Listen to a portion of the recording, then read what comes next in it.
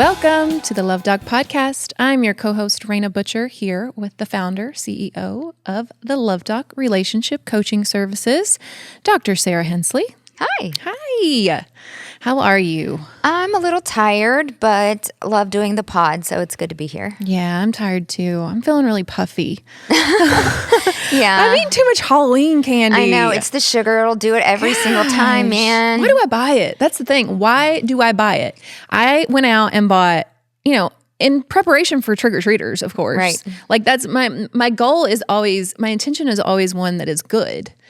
And it's not like Josh and I have already eaten all the candy. I'm a sugar addict, and I've been working on it lately. Actually, no, just kidding. I had a piece of pumpkin bread from Starbucks today. I haven't tried it all. But other than that, I haven't had any Halloween candy yet, and it's been around. My kids have been bringing it home from school. There are little parties, and they get little treat bags and stuff, Those nerd clusters. And cheer, they get little. The nerd ropes. Donald loves those. Gosh, they're so good.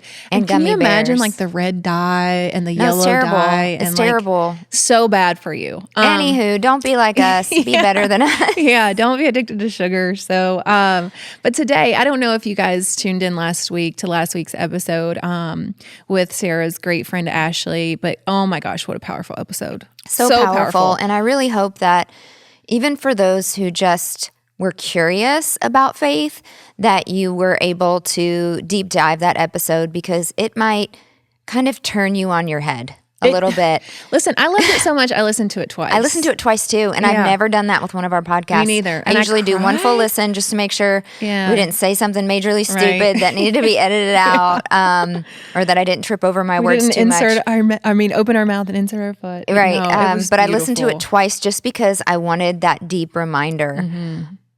Ashley just changed my life. God changed my life through Ashley. And so if we can bring that life-saving, life-changing information to you guys, we just wanted to do that. But I think when I kind of listened twice, I went, but I think listeners are probably like, well, what about the science behind your healing? Because you talk about that too. Yeah. And so it was a beautiful mix of faith and science that brought me to where I am today. And I offer my course curriculum with two pathways. One pathway is the faith-based pathway, and the other pathway is the science-based pathway, because I want everybody to feel welcome here, and I want everybody to know that there is a path for them, even if that path isn't through Jesus Christ. It can be through the science of healing. And what's really cool is that a lot of what God said, psychologists and neuroscientists captured and did research on and showed that these sort of biblical principles are also scientific principles. And so it's always cool when science can confirm God's law. But if you are just more into, I trust science, well, great. We have a lot of science for you. And that's what this episode is about today, about the science that I love the science just as much. I do. I don't want to say just as much, because I love Jesus. He's my homeboy. But gosh, the science just sort of fascinates me, especially about the brain. It is fascinating. And so, we're going to go into a lot of brain science today, which I think our listeners always really enjoy. We always tend to get pretty good reviews when we deep dive into the brain. And so I really want to talk about specifically the science of emotional processing, because I make a lot of videos on emotional processing. I basically, in my curriculum, teach two foundational mechanisms of healing: the mindset work, which is the metacognitive work.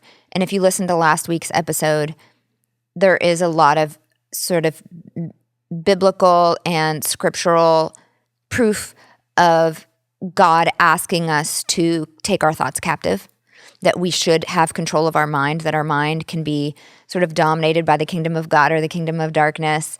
And then psychologists talk about sort of CBT-based principles of metacognition and cognitive reframing. Stand for? Cognitive behavioral therapy. Okay. So cognitive reframing is really essentially 2 Corinthians 10:5, is take every thought captive, right? So psychologists sort of framed this as, yes, you absolutely should be taking your thoughts captive, and you should be evaluating the integrity of those thoughts and the truth of those thoughts and reframing those thoughts so that we can have control of the mind. Because for most people, they're sitting back and they're a victim of their mind. Right. And they don't realize that their mind is speaking to their nervous system every second of the day. So when you are sort of ruminating and you are going down the rabbit hole of these negative thoughts and you're catastrophizing or you're using black and white thinking or you're overgeneralizing, your nervous system is responding profoundly to that. And so your mind and what's going through your mind is so incredibly important. And that was sort of part of the faith-based episode last week. But the science of emotional processing was such a huge part of my healing that I don't want to discount the fact that God makes a lot of really smart people. And we have a lot of really smart scientists who have done a lot of really important research and shown why emotional processing is so key to healing and specifically healing attachment trauma, because those attachment wounds live in your subconscious and are intimately tied to how your nervous system functions in these different contexts of intimacy, like in conflict or in conversation or in your ability to express your needs or meet, someone's needs or to understand what your needs are. And I have never met an insecurely attached person in these years that I've done this coaching work who knows how to properly process their emotions. And when you learn it, your quality of life will increase exponentially.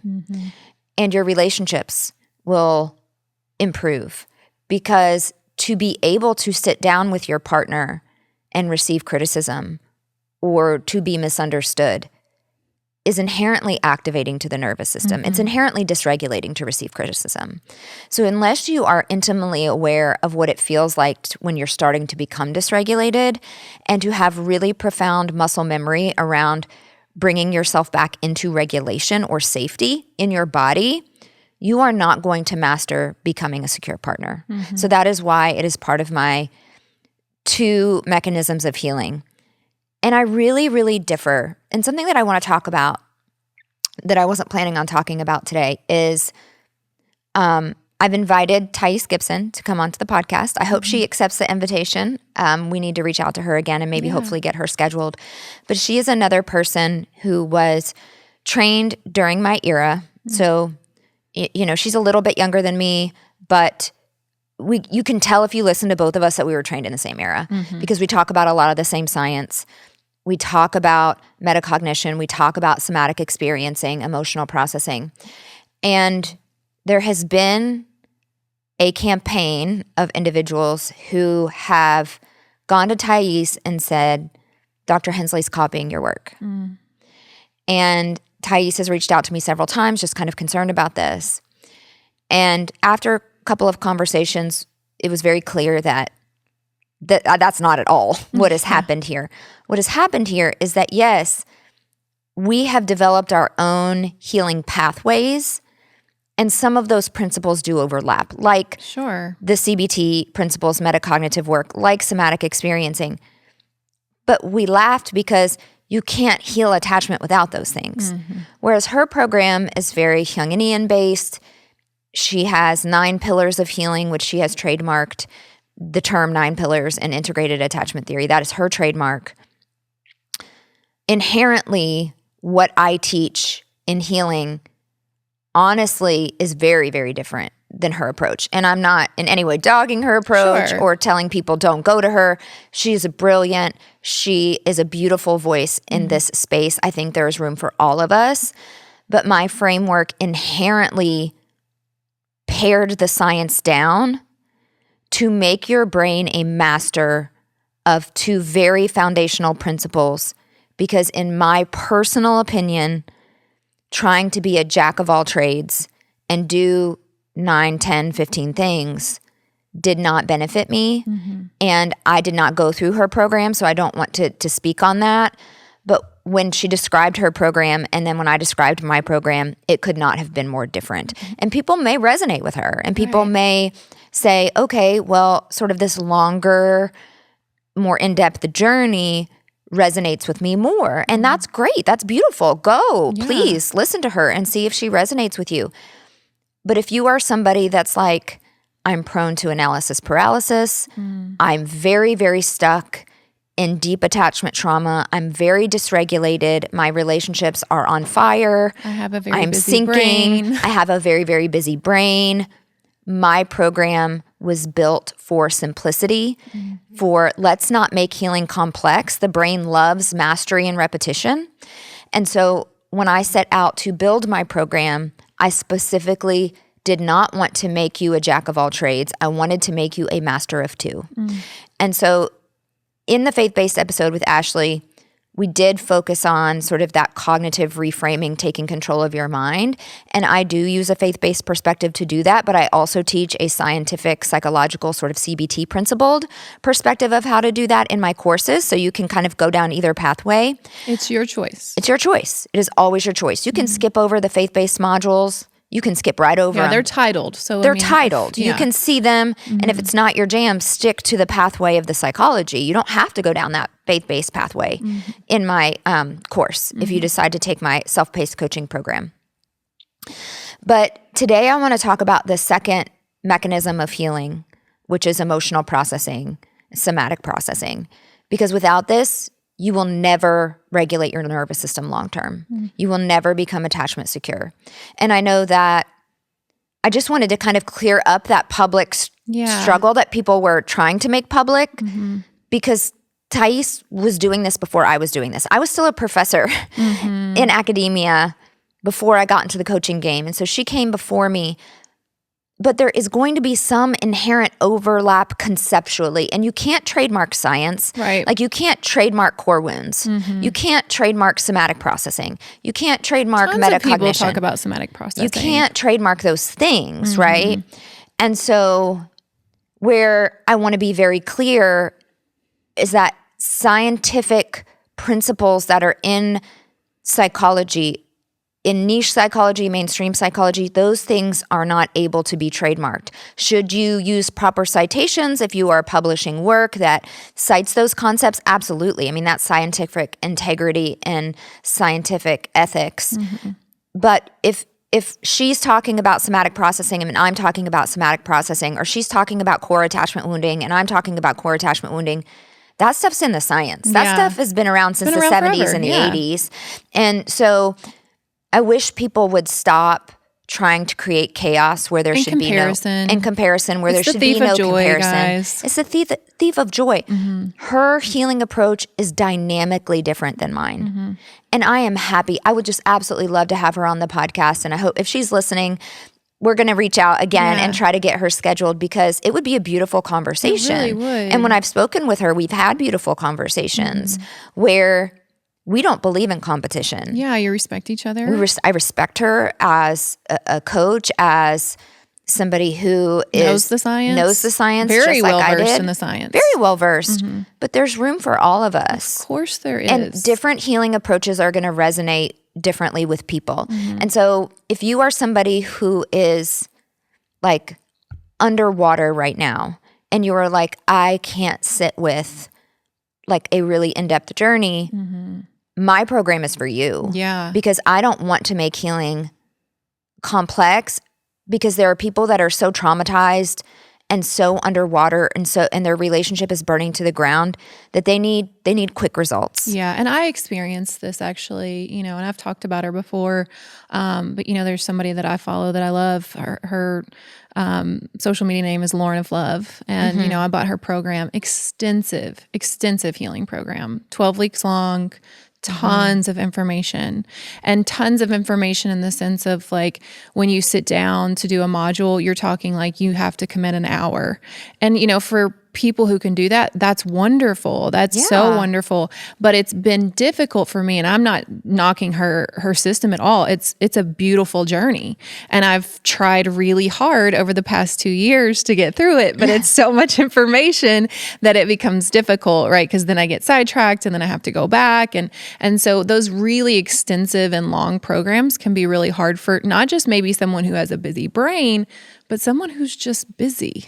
Yeah. And for me, when I was starting my healing journey, and, of course, I was pouring into my faith, and God did bring me a lot of very profound spiritual and physical healing.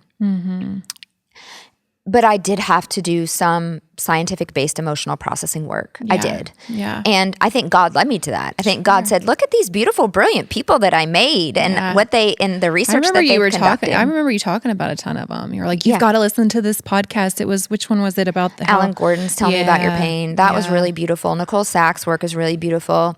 But a lot of The Body Keeps Score was a book I remember you telling me about. Yeah, very, very important work in somatic processing. But I really... I went back really far in history in the science, and when I was sort of doing these literature searches and just putting my scientist hat on, I was like, okay, my nervous system is so shot that it gave me a chronic illness that has disabled me. That's how shot my nervous system is. Like, my nervous system can't take one more stressor. And that's why I had to isolate myself because I couldn't take any stressors. And so I really started looking into foundational research on emotional processing. And that came a lot from Philip Kendall's work, Peter Lang's work in the 1970s, Peter Rockman in the 1980s, who were sort of the first pioneers of emotional processing work.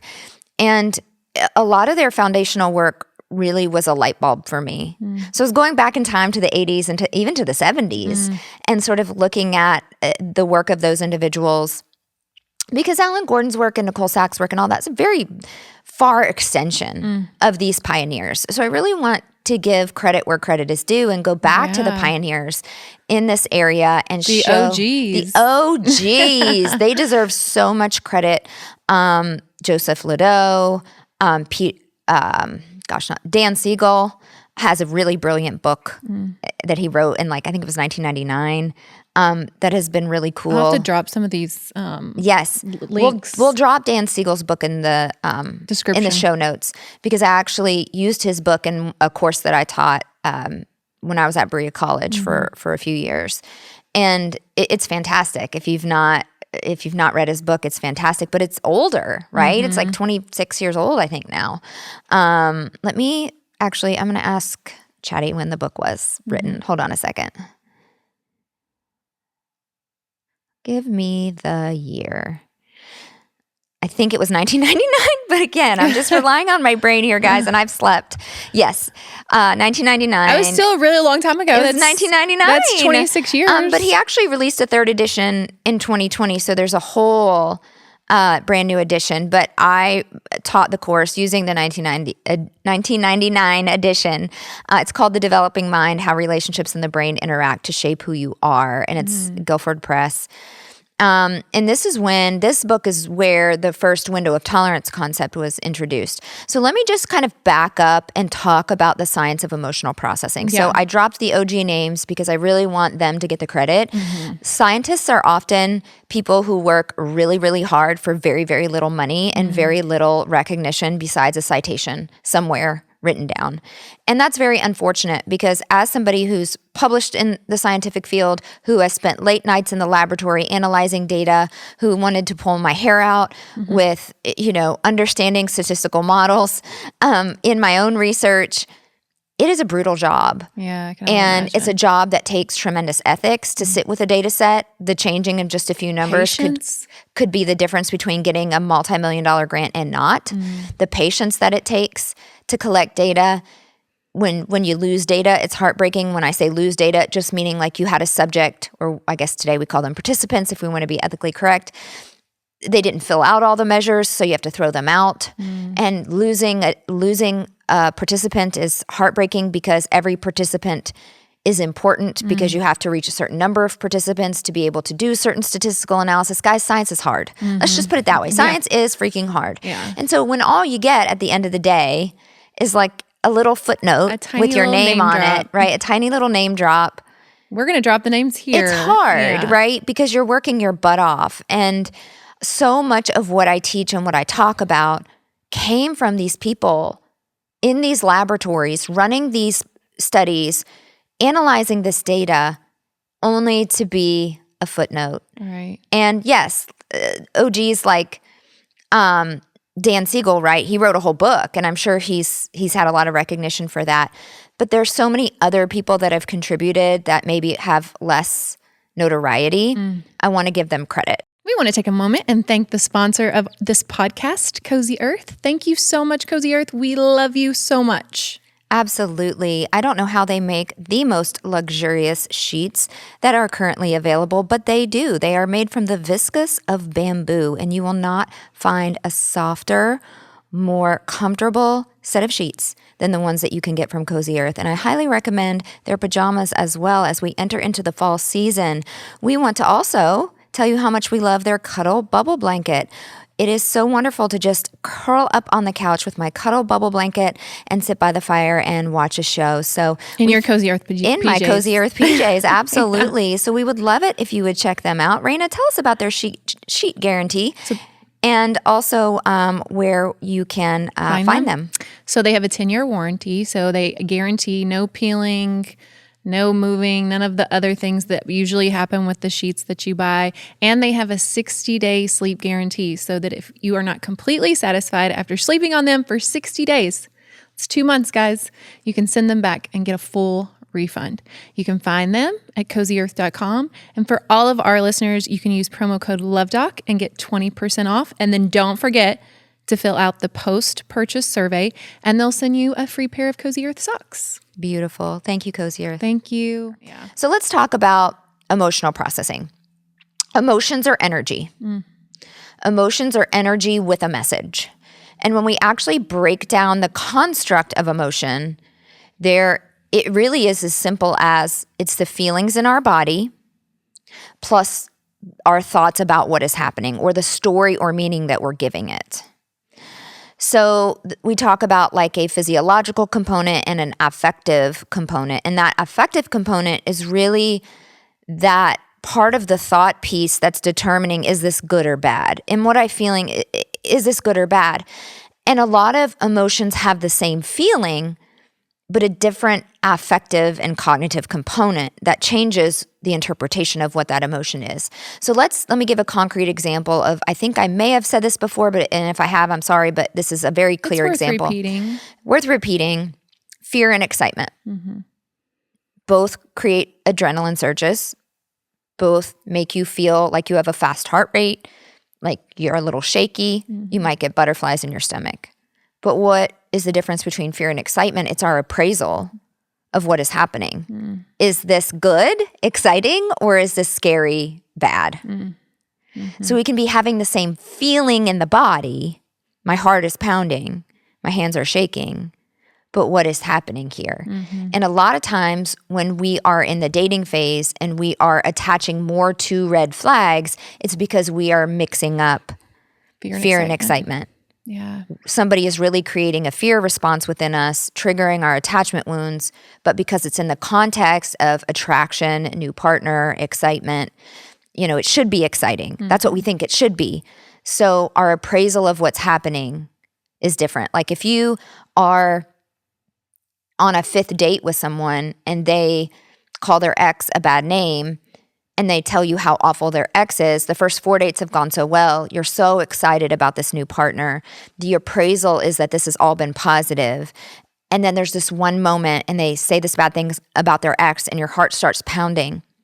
And your brain misinterprets that as more excitement, as an opportunity to show them how much better you can love them than their ex did. Instead of maybe saying, oh, this person has not processed this relationship appropriately, they're still hanging on to some bitterness.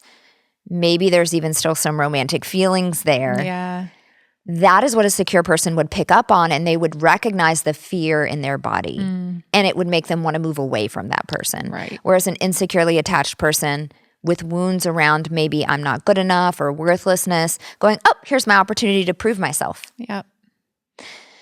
So been there, done that. When we take this journey of truly processing our emotions, we are unloading a lot of potentially negative energy that has been stored in the body that is now consistently dysregulating our nervous system, even when we're not having new emotional events. That old emotion is stuck inside of our body, stealing from our immune system, stealing from our endocrine system, damaging our organs, shortening our lifespan, and creating a lot of mental distress.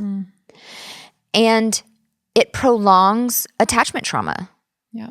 This is why awareness alone of your patterns is not enough, because your patterns are related to your nervous system and the unprocessed emotions of the past, including all the way from childhood. And so secure people and insecure people process emotions very differently. I would say insecure people do not process emotion at all. And that is why they are so stuck. Yeah. And so in healing my attachment trauma, it became very clear from my deep dives into the science of the how. I knew the science of the what. What is attachment trauma? What is wounding? What are the different attachment styles? How do they act? That's all great. But how do I fix it? You're right. Was where I was really That's lacking. the key. That's what I was lacking in my training. Because I'm a behavioral scientist, we're focused a lot on the what. What can happen? What is it? What does I happen? feel like a lot of people are focused on the what. Yes. So many people are focused on the what. I think it's really what sets you apart is that you take it that step further. Of the how. Yeah. And the how is not just what to do, what to say, how to act. It's new experience. Yeah, it's creating the capacity within yourself to create new experiences. That's Because right. if your wounding is in your subconscious only learns through felt experience. And this is where I think I differ and debate with other experts in the field that think that things like affirmations and imagery are that powerful. It's not going to be nearly as powerful as having an experience yourself. You can imagine an experience in the brain to some degree, can't tell the difference.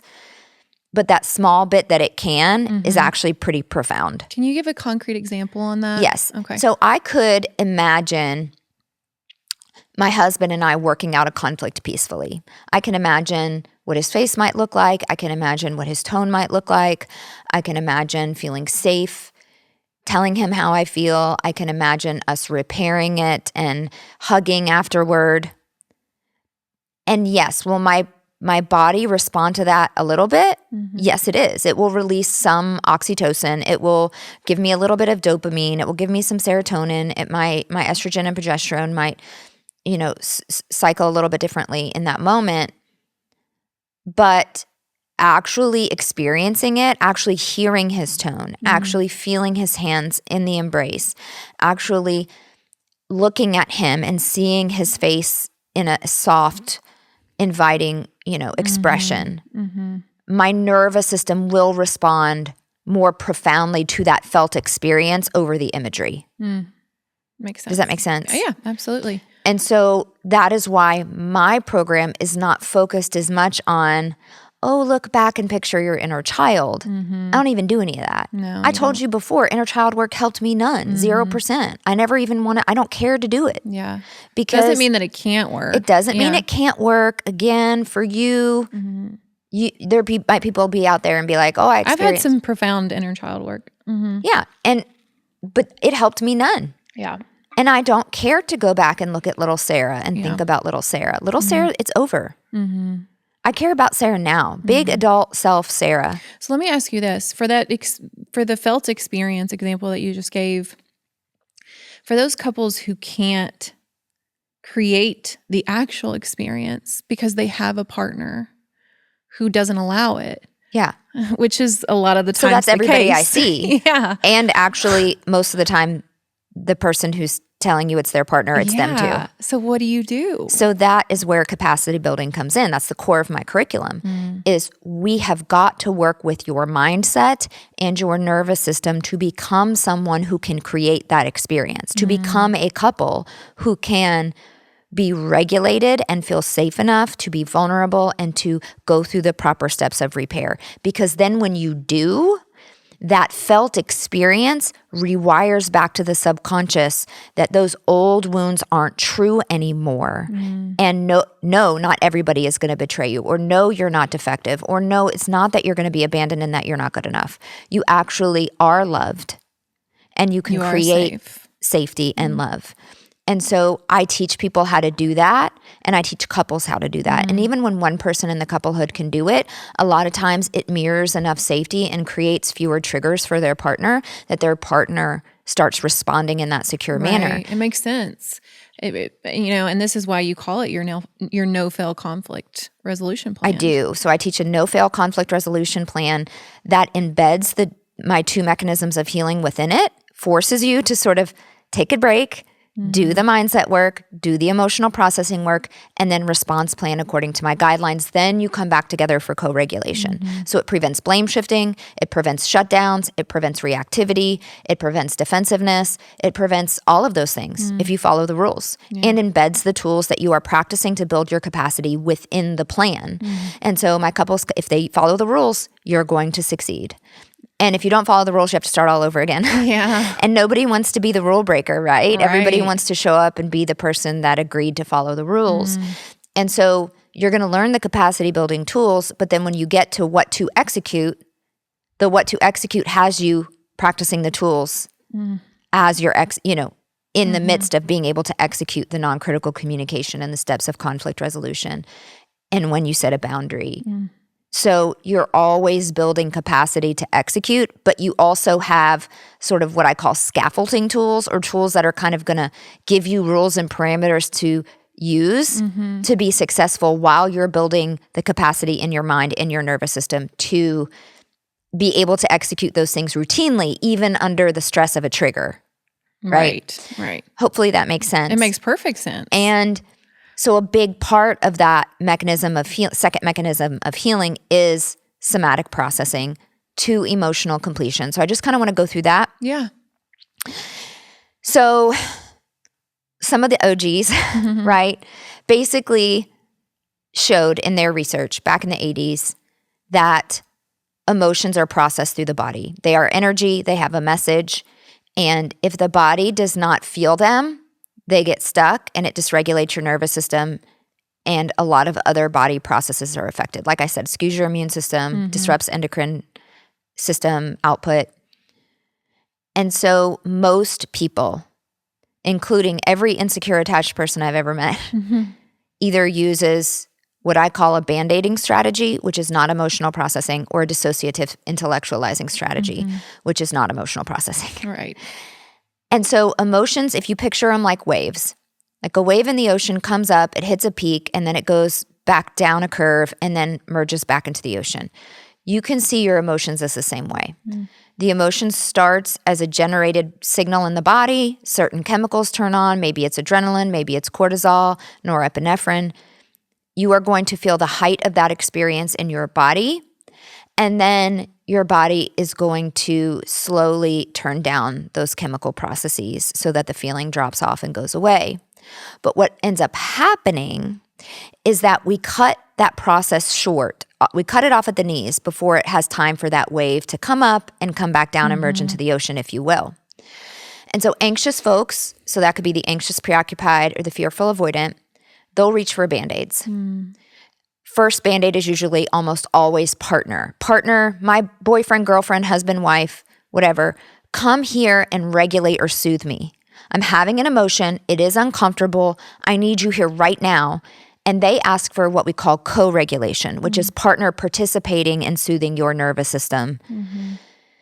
And a lot of times we have a partner that's more avoidant and doesn't have capacity to do it immediately. Right. They need to step away. The more avoidant person is going to demand immediate soothing, immediate co-regulation, without taking the time to feel themselves what they should be feeling, aka self-regulation. Right. So they are band-aiding with another person. That's not good. And they think that they're righteous because they think that they have the moral high ground because I want to work it out right now. Yep. That's not the moral high ground. That's anxiety demanding that your nervous system is incapable of being soothed without someone else coming in and intervening. If partner can't Band-Aid, we can reach for a lot of other Band-Aids. Tons. We can shop on Amazon. We can eat candy. And doom scroll. We can do a lot of things. Drugs, doom scrolling's alcohol. actually a dissociative strategy. Yeah, that's true. Yeah. So Band-Aids are things that give us sort of like immediate, like instant gratification of soothing, where, I think about like eating and I think about shopping and I think, and those to some degree can be dissociative, but generally we're trying to get an immediate hit. We might still be very much sitting in the difficulty while we're doing those things.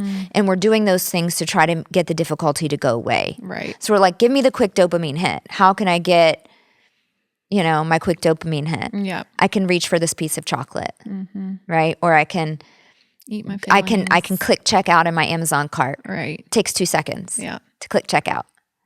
And then I just got some dopamine. Wait, this is me. That's not good. I know. That's not good. And then we have dissociative strategies, which involve pushing partner away and isolating to distract the brain from what's happening in the body. Because the emotional experience happens in the body, in your face, in your chest, in your stomach, being the big players, okay, of where the somatic experience is occurring. Dissociative strategies say, no, partner, get away from me. I need to get away from you. You are the one bringing me this bad feeling. And so then comes potential suppression. So more avoidant people, so that could be the fearful, again, who has the avoidant side, or the dismissive avoidant is huge with suppression. They want to push the emotion down and they want to pour into something where they don't have to think about it. They want to stop thinking about it. So they will doom scroll, binge watch Netflix, start a work project, dig into your hobby. Yeah.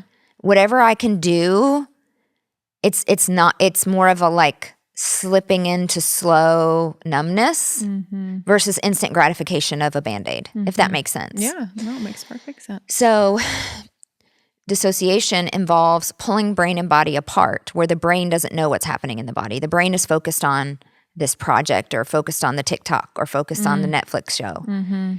That is not allowing those emotions to complete somatically through like that wave to come up and then crash back down. Wait, I do this too. Yeah, most people do. Yeah, most FAs do. Yeah, FAs can go either way. Yeah. They can reach for Band-Aids or they can dissociate. Yeah. And then we have sort of a third mechanism, which is essentially more of a dissociative strategy, but anxious people can do it too because they experience rumination, which is intellectualizing your emotions, which is thinking about feeling but not actually feeling.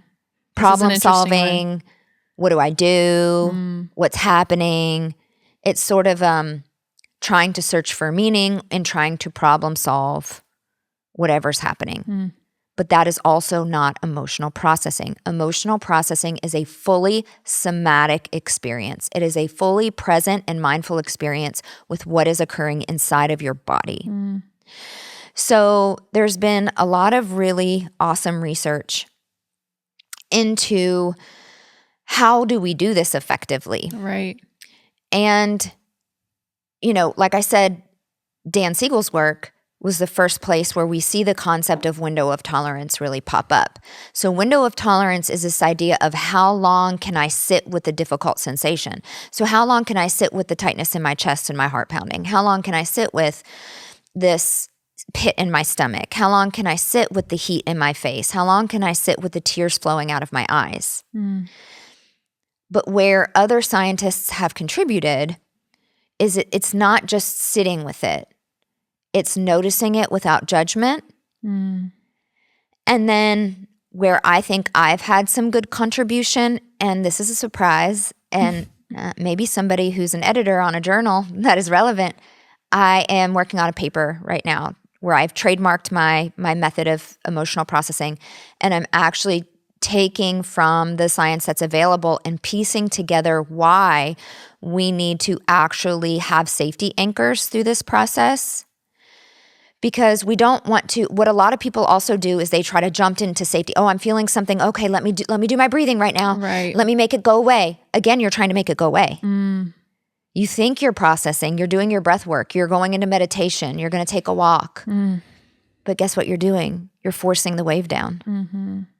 So there has to be this, at least what I put together from the science, which I don't think anybody else has in this very unique way, is I'm bridging the gap between, yes, we need to sit in it. Yes, we need to know what our window of tolerance is and notice it, but that everybody's window of tolerance is a little bit different, where the science right now kind of forces everybody into the same window, which I think is not very helpful. And just talking to clients, I was like, wow, anxious and avoidant people are going to have a massive difference in their window of tolerance. Right. Avoidant people are going to be able to tolerate anxiety for like 2.5 seconds. Anxious people are used to feeling anxious. Right. So they might be able to tolerate sitting in it for a long time.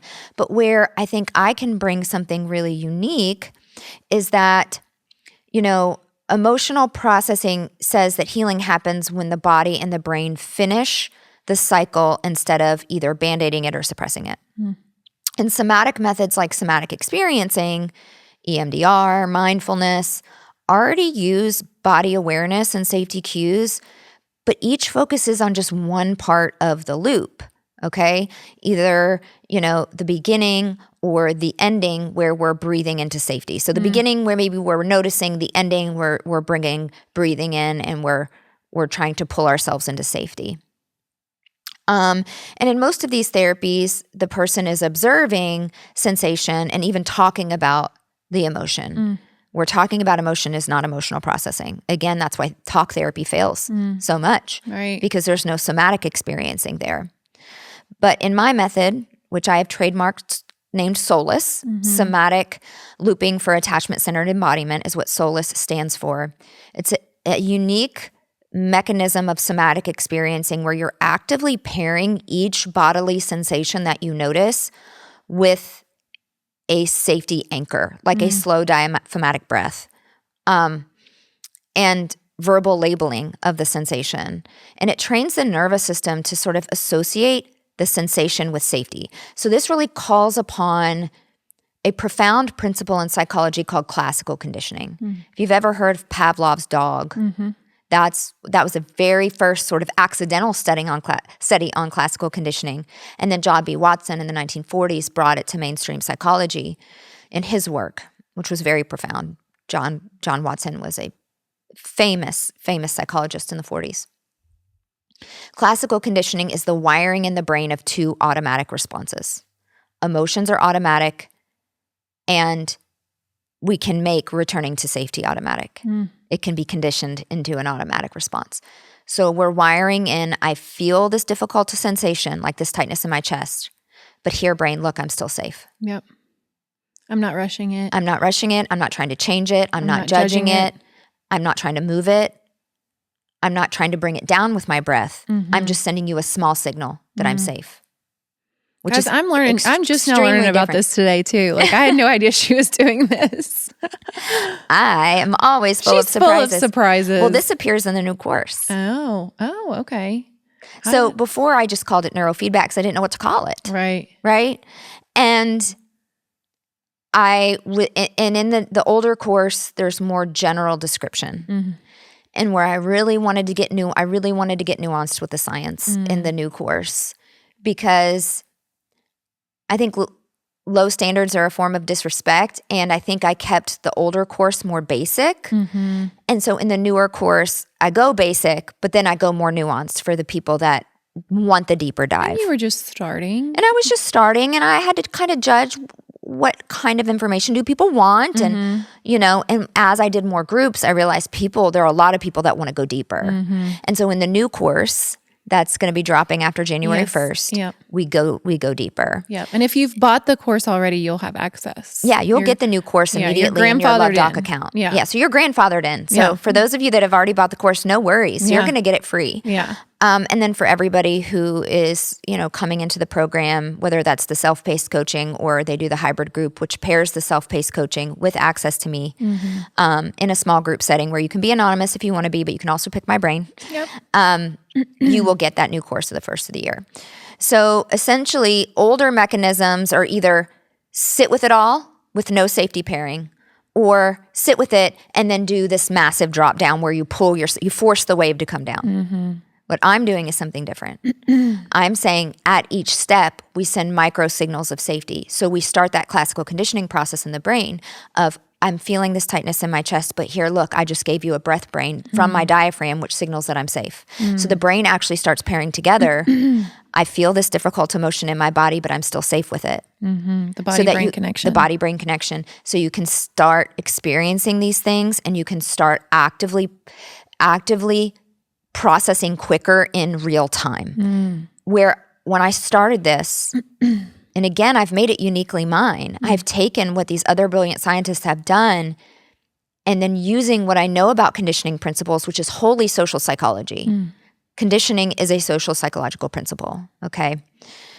Especially operant conditioning. Not classical conditioning, we kind of share that with cognitive psychology and neuroscience, but operant conditioning and conditioning principles in general have always been a very profound principle in social psychology. So where I think as a social psychologist I could bring to the table was, no, we need to start pairing sensations with micro moments of safety without trying to pull the wave down, but just sort of like telling the brain, hey, I feel this, but a lot of what I think is happening and what I think the science needs to fully recognize is that when you're just sitting in it and you have no anchors of safety along the way, your brain goes, oh my gosh, that experience was so difficult. Right. Or if you're trying to pull it down, I feel like that automatically puts judgment on it. It puts judgment on it. Absolutely. You're right there. You're starting to pair in the brain, this emotion feels really bad, so let me do all this breathing to pull it down. Right. And then again, you're interrupting the cycle, right? The cycle has to complete at its own pace.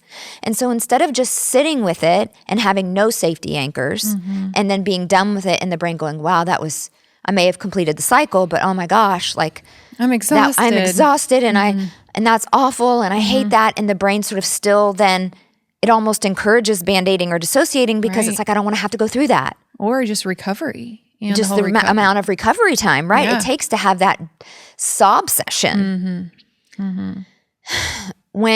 If you're having the sob session, you can pair it with these micro moments of safety that sort of allow the wave to take its own pace and coming down, so you're completing the cycle, but the brain is not associating anything negative with it at the time. And then the other processes that exist out in the science are, okay, feel it intensely, and then let's pull it down really quick and make it go away, which again is sort of interrupting the cycle. Right. And so I saw these flaws. I saw these big flaws in these two sort of competing somatic processing tools that were in the science. And I go, there's a missing piece here, which is the micro conditioning. And so I'm trying to publish this. Yeah. And Solus is trademarked, so you can't steal it. Yeah. It's trademarked. Yeah. Can't steal my method now. Yeah. Well, I'm going to come get you, okay? Yeah. Copyright Office has it, and trademark USPTO has it.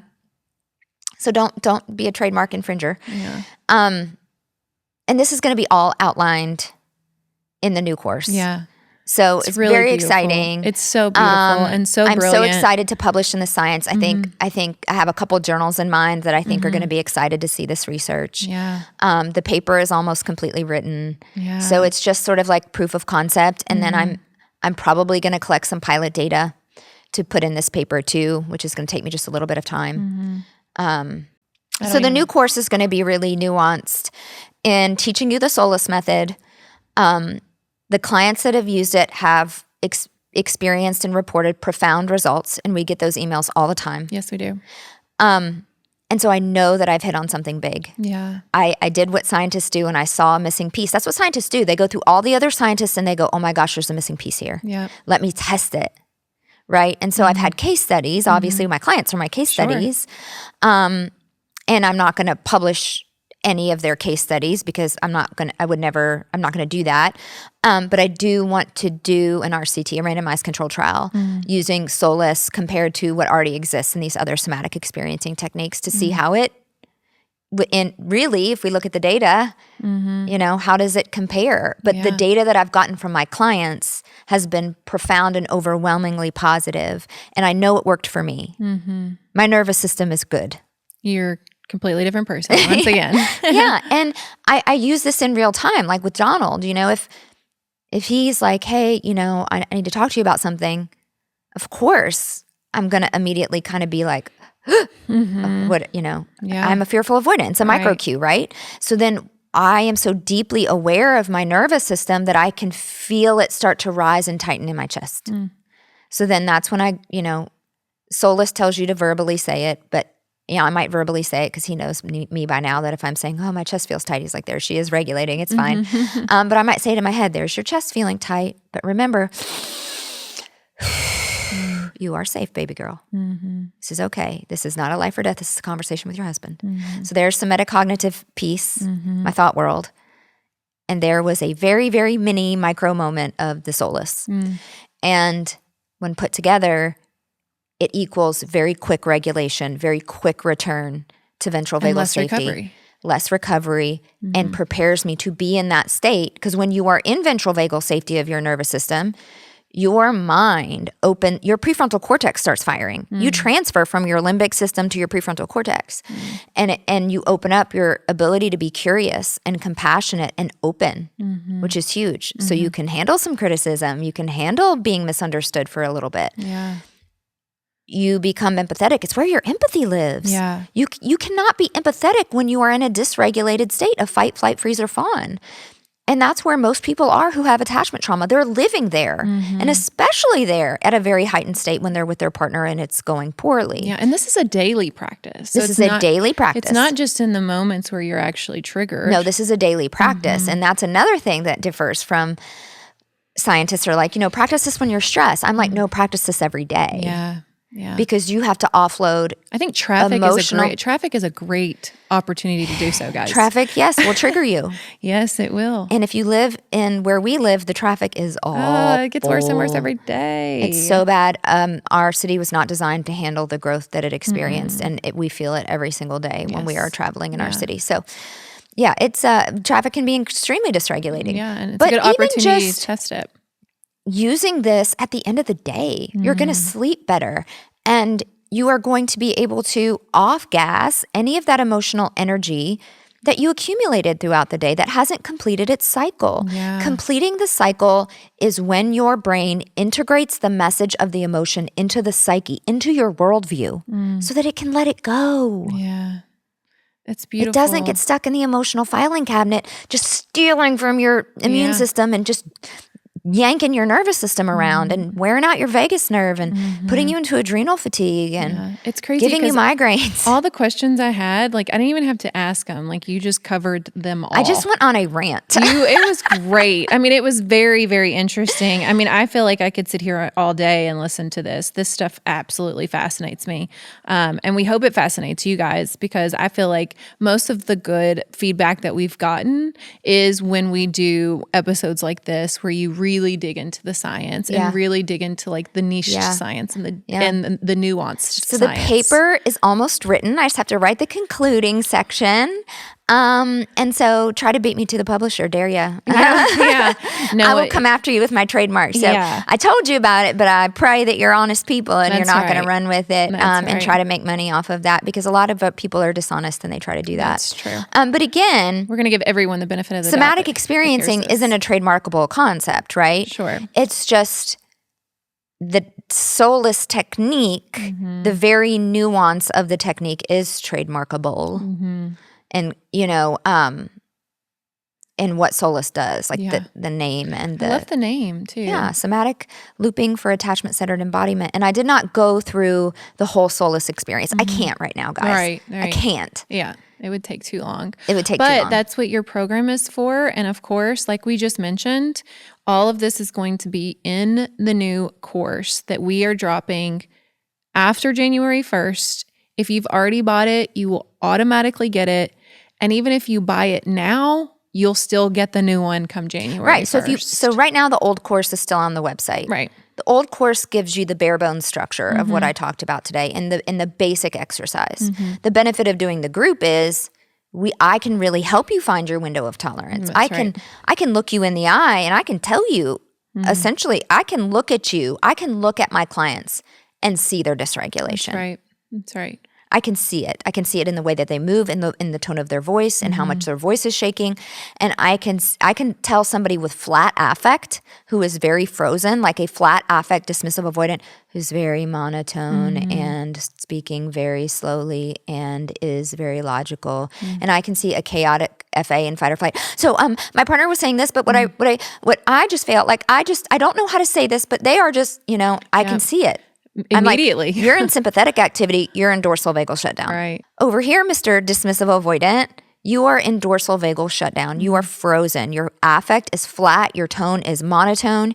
You are not shaking. You are pausing. You are speaking extremely slowly. And over here, you are tripping over your words. You are in fight or flight. You are sweating. You are shaking. Like Talking fast. You're talking fast. I can tell a lot of dysregulation. And, I'm supposed to do an interview. I don't even know when. I thought it was this last interview on Fox that I did, but just before this episode. But I guess that's not it. On why it's bad to use ChatGPT for relationship advice. Which we did a whole episode on. Yeah, we did a whole episode on it. It's bad because it can't attune to you. What I just told you about, what I just described is attunement. Right. Seeing it in real time. ChatGPT cannot tell you what your window of tolerance is. She can't see it in real time. Yeah. I love how yours is a girl. Yeah. Yeah, mine's a girl. Yeah. Chatty. Yeah. Mine has a girl voice, but Yeah, she has a name and everything. It's non-binary. I don't know. It's a robot.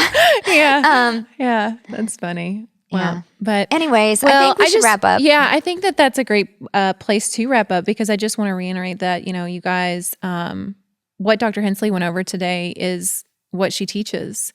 And even in this short, 50 minutes that we went over this, and there's so much more.